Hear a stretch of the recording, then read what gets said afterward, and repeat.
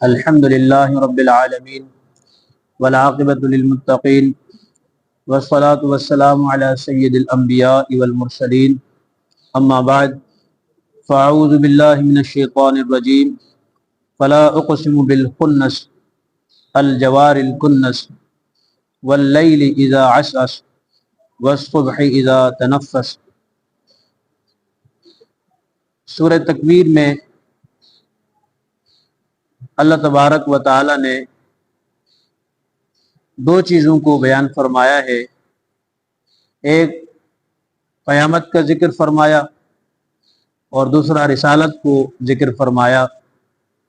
قیامت کے دو مرحلے، ان دونوں کو ذکر فرمایا، ایک جو ابتدائی مرحلہ ہے جس میں اس کائنات کے نظام کو درہم برہم کیا جائے گا، اور دوسرا مرحلہ جب دوسری مرتبہ سور میں پھونکا جائے گا تو ہر جاندار اٹھ کھڑی ہوگی زندہ ہو کر، اور اللہ کی بارگاہ میں جواب دہی کے لیے، محاسبے کے لیے حاضر ہوگی۔ یہاں سے اللہ تبارک و تعالی نے رسالت کو ذکر فرمایا کہ نبی علیہ الصلوۃ والسلام اللہ کے سچے رسول ہیں، وہ اپنی طرف سے کوئی بات نہیں بناتے، اپنی طرف سے کچھ ذکر نہیں کرتے، جو بھی بیان فرماتے ہیں وہ اللہ کا پیغام ہوتا ہے۔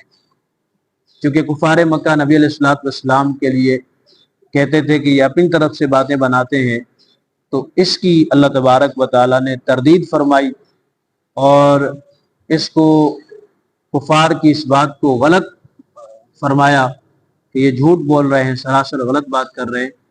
تو 5 قسمیں اللہ تبارک و تعالیٰ نے ذکر فرمائی۔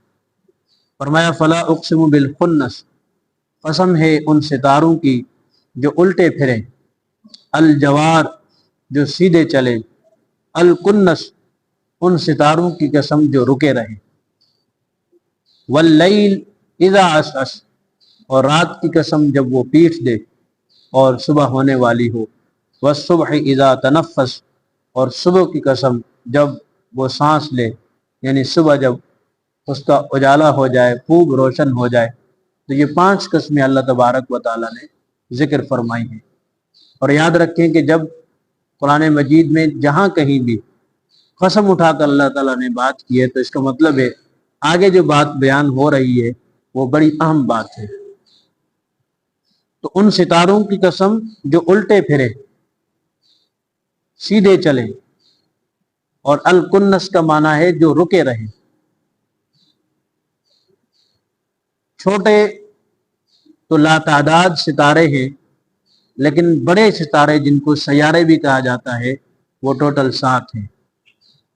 ان میں سے ایک سورج ہے اور دوسرا سیارہ چاند ہے۔ سورج اور چاند کا معاملہ یہ ہے کہ یہ ایک رفتار میں اور ایک ہی سمت چلتے ہیں، اور سورج روزانہ زمین کا پورا چکر کاٹتا ہے اور چاند سال میں ایک مرتبہ پورا چکر کاٹتا ہے۔ اس کے علاوہ جو ہے 5 سیارے ہیں کہ جن کی رفتار، جن کی حرکت ایک نہیں ہوتی، کبھی وہ سیدھے چلتے ہیں پھر الٹے واپس آ جاتے ہیں، اور کبھی وہ رکے رہتے ہیں، کبھی ان کی رفتار تیز ہوتی ہے کبھی کم ہوتی ہے۔ وہ 5 سیارے کون سے ہیں؟ وہ 5 سیارے یہ ہیں: زحل، عطارد، مشتری، مریخ اور زہرہ۔ یہ 5 سیارے ایسے ہیں کہ جن کی حرکت، جن کی رفتار ایک نہیں رہتی، کم بیش ہوتی رہتی ہے، تیز زیادہ ہوتی رہتی ہے، اور کبھی تو یہ رکے رہتے ہیں، حرکت نہیں کرتے۔ تو ان سیاروں کی اللہ تبارک و تعالیٰ نے قسم کھائی، رات کی قسم کھائی اور صبح کی قسم کھائی۔ 5 قسمیں اٹھا کر آگے جو بات بیان فرمائی وہ کیا؟ انہ لقول رسول کریم، بے شک یہ قرآن پڑھنا ہے اس قاصد کا، رسول کا مطلب ہے قاصد، اس قاصد کا، کریم جو عزت والا ہے، یعنی یہ پیغام جو لے کر آنے والا ہے وہ اللہ کا فرشتہ ہے جس کی بڑی عزت ہے، ذی قوت، طاقت والا ہے۔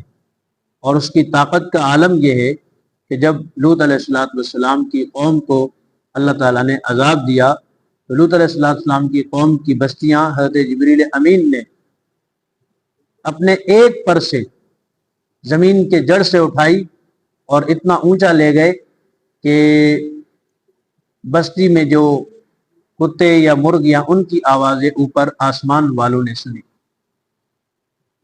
ان کی طاقت کا یہ عالم ہے.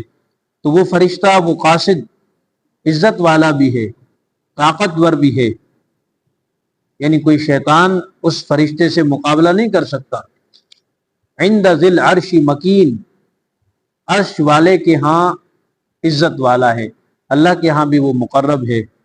مطاع ثم، وہاں پر اس کی بات مانی جاتی ہے، وہ فرشتوں کا سردار ہے. امین، امانت دار بھی ہے، اس کی امانت اور دیانت میں کوئی شک اور شبہ نہیں ہے. ایسا نہیں ہے کہ اپنی طرف سے وہ کوئی اضافہ کرے، وہ جو کچھ بھی لے کے آتا ہے اللہ کا پیغام ہوتا ہے. اچھا، پھر جس رسول پر لے کے آتا ہے اس کی بھی بڑی شان ہے. یہ تو وہ قاصد جو اللہ کا پیغام لے کر آتا ہے، اس کی یہ خوبیاں ہیں، اس کی یہ صفتیں ہیں کہ وہ عزت والا ہے، طاقتور ہے، اور اللہ کے ہاں بڑی قدر و منزلت والا ہے. اس کی ہر بات مانی جاتی ہے، فرشتوں کے ہاں سردار ہے، فرشتوں کا امانت دار بھی ہے. اور جس رسول پہ وہ پیغام لے کر آتا ہے تو اس کی شان یہ ہے کہ اس کی زندگی سے تم واقف ہو. 40 سال زندگی کے تمہیں میں اس رسول نے گزارے ہیں. کبھی جھوٹ نہیں بولا، کبھی خیانت نہیں کی، کبھی غلط بیانی نہیں کی، اور زندگی کے 40 سال بہت بڑا ایک عرصہ ہے، تم ان سے خوب واقف ہو. تو اب وہ جب بات کر رہے ہیں تو وہ کہ اپنی طرف سے بات نہیں کر رہے. وما صاحبکم بمجنون، اور تمہارے صاحب، تمہارے ساتھی یعنی نبی علیہ الصلوۃ والسلام مجنون نہیں، یعنی ایسے نہیں کہ جو عقل کے خلاف بات کرے. مجنون کا مطلب یہ ہوتا ہے کہ جو عقل کے خلاف باتیں کرے تو اس کو مجنون کہا جاتا ہے. تو کفار مکہ نبی علیہ الصلوۃ والسلام کے بارے میں نعوذ باللہ کبھی کہتے کہ مجنون ہے، کبھی کہتے کہ ساحر جادوگر ہے، کبھی کہتے کہ کاہن ہے یعنی نجومی ہے. اس طرح کی باتیں کیا کرتے تھے. تو اللہ تبارک و تعالیٰ نے اس کو رد فرمایا کہ وہ نبی جو تمہیں پیغام بتاتا ہے، جو پیغام سناتا ہے، یہ اللہ کا پیغام ہوتا ہے، اپنی طرف سے ایک بات بھی وہ نہیں بتاتے. وَلَقَدْ رَآهُ بِالْأُفُقِ الْمُبِينِ، اور تحقیق اس نبی نے اس قاصد کو، اس فرشتے کو دیکھا ہے روشن کنارے پر. یعنی وہ پیغام لے کر آنے والا قاصد ایسا نہیں ہے کہ نبی علیہ الصلوۃ والسلام اس کو جانتے پہچانتے نہ ہو. ایک مرتبہ اصلی شکل میں نبی علیہ الصلوۃ والسلام نے جبریل امین کو دیکھا ہے. عمومی طور پہ حضرت جبریل امین حضور علیہ السلام کے پاس وہی جب لے کے آیا کرتے تھے حضرت دحیہ کلبی کی شکل میں، کبھی اجنبی کی شکل میں آتے، لیکن اصلی شکل میں بھی آقا علیہ الصلوۃ والسلام نے جبریل امین کو دیکھا ہے کہ آسمان کے مشرقی کنارے پر جبریل امین اپنی اصلی شکل میں جلوہ افروز تھے. پورے آسمان کے کنارے کو آپ نے گھیر لیا اور حضرت جبریل امین کے 600 پر تھے. سبز ریشم کا لباس آپ نے پہنا ہوا تھا جس پہ موتی جڑے ہوئے تھے. تو اصلی شکل میں بھی آقا علیہ الصلوۃ والسلام نے جبریل امین کو دیکھا ہے. تو اس قاصد کو بھی جانتے ہیں، پہچانتے ہیں. ایسا نہیں کہ ان سے ناواقف ہیں، کوئی بھی آ گیا اور آ کے بات بتا دی اور حضور نے بیان کر دی، ایسا نہیں ہے. تو وَلَقَدْ رَآهُ بِالْأُفُقِ الْمُبِينِ، اور تحقیق اس نبی نے اس فرشتے کو دیکھا ہے روشن کنارے پر. وَمَا هُوَ عَلَى الْغَيْبِ بِضَنِينٍ، اور وہ نبی غیب بتانے پر بخیل نہیں ہے، کنجوس نہیں ہے. جبکہ جو کاہن ہوتا ہے، جو نجومی ہوتا ہے، وہ غیب کی باتیں بتاتا ہی نہیں ہے. بڑی اس کو منتیں سماجتیں کرنی پڑتی ہیں، نذرانے دینے پڑتے ہیں، تب جا کے وہ کچھ بتاتا ہے. اور اس نبی کی شان یہ ہے کہ تمہیں غیب کی وہ باتیں بتاتا ہے جو کوئی تمہیں نہیں بتاتے. تو نبی غیب کی باتیں بتانے پر کنجوس اور بخیل نہیں ہے. اس سے پتہ چلا کہ آقا علیہ الصلوۃ والسلام کو اللہ تبارک و تعالیٰ نے غیب کا بھی علم عطا فرمایا. وما هو بقول شیطان الرجیم، اور یہ قرآن شیطان مردود کا پڑھنا نہیں ہے، یعنی شیطان آ کے نہیں پڑھتا، شیطان آ کے حضور کو نہیں سناتا۔ کفار مکہ یہ کہا کرتے تھے کہ یہ باتیں حضور علیہ السلام کو نعوذ باللہ کہ شیطان بتاتا ہے، تو شیطان یہ باتیں کیوں بتائے گا؟ توحید کی دعوت کیوں دے گا؟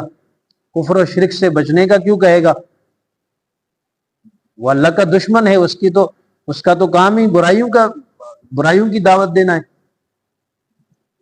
تو نبی علیہ السلام جو دعوت دیتے ہیں، شیطان کا اس دعوت سے کوئی کام ہی نہیں ہے، کوئی لینا دینا نہیں ہے، تو یہ باتیں شیطان آ کے حضور کو کیسے بتائے گا؟